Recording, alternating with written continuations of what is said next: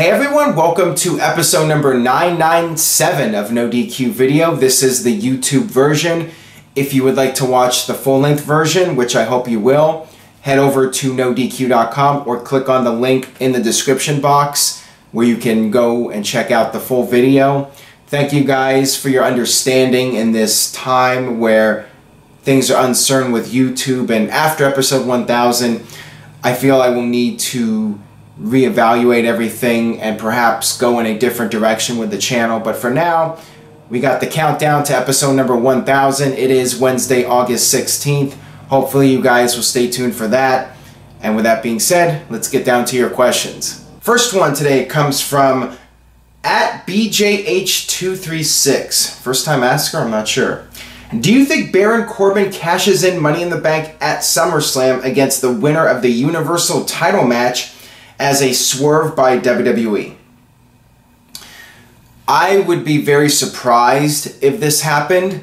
This does sound like something out of the Vince Russo playbook, but personally, I'm not a fan of it. I think that it would be better for Corbin to cash in against Nakamura and then maybe have Nakamura win back the title. But let me clear one thing up, because I've noticed that people are saying that I would like to see Baron Corbin win the WWE title, and that is not exactly the case.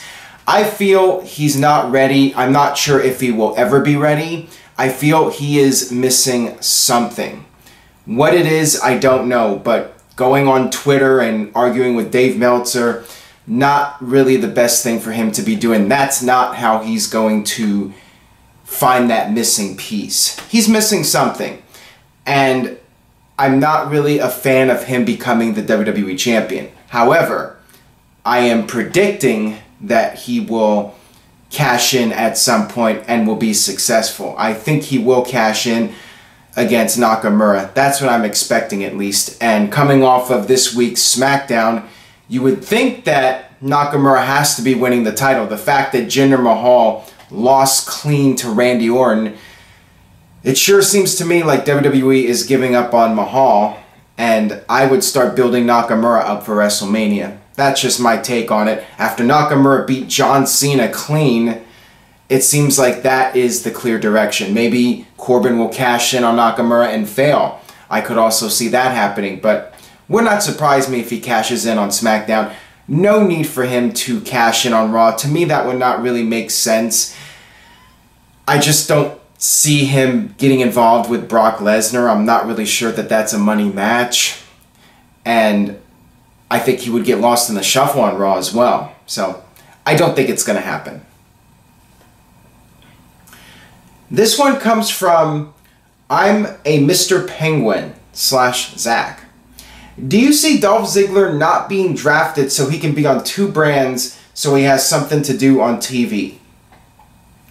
Not necessarily the way you put it, but I think it's not a bad idea to give him a free agent storyline, but unlike John Cena, you have both sides bidding for him. One thing we really haven't seen much is Raw versus SmackDown in the storylines and the two sides competing. I mean, that's the whole idea for the brand split, is to have this artificial competition. Yes, we know it's all WWE, but it's nice when you have some sort of competition in the storyline between these two brands. So why not just say Dolph Ziggler's contract is up, he's thinking about going to New Japan. They could even say this on television, and then you can have both sides trying to get him to join their brand, and that makes Dolph Ziggler relevant again, and you have a Raw versus SmackDown storyline. I actually think it's a really good idea, so I would consider something like that as a way to utilize Dolph Ziggler, who is just completely lost in the shuffle right now. Alright, this next one comes from @DJ Hey Aaron, since the SummerSlam main event is a Fatal 4-Way, in your opinion, what has been WWE's best Fatal 4-Ways? No tag team matches. I am not Teddy Long, so I am not going to give you any tag team matches. No worries there. I would say there are two that stand out to me, and I'm sure I'm missing some good ones, but The two that stand out the most, number one is from the Final Four In Your House pay-per-view from 1997. It was Bret Hart versus Steve Austin versus Undertaker versus Vader. This was right after Shawn Michaels lost his smile and the WWE title was up for grabs in that match. The whole storyline with Steve Austin and Bret Hart was fantastic, so anything related to that is going to get high praise from me. I thought that that was an awesome match, very intense. And then 10 years later, Backlash 2007, the Fatal 4-Way coming off of WrestleMania 23 with John Cena versus Shawn Michaels versus Randy Orton versus Edge. That was an excellent match.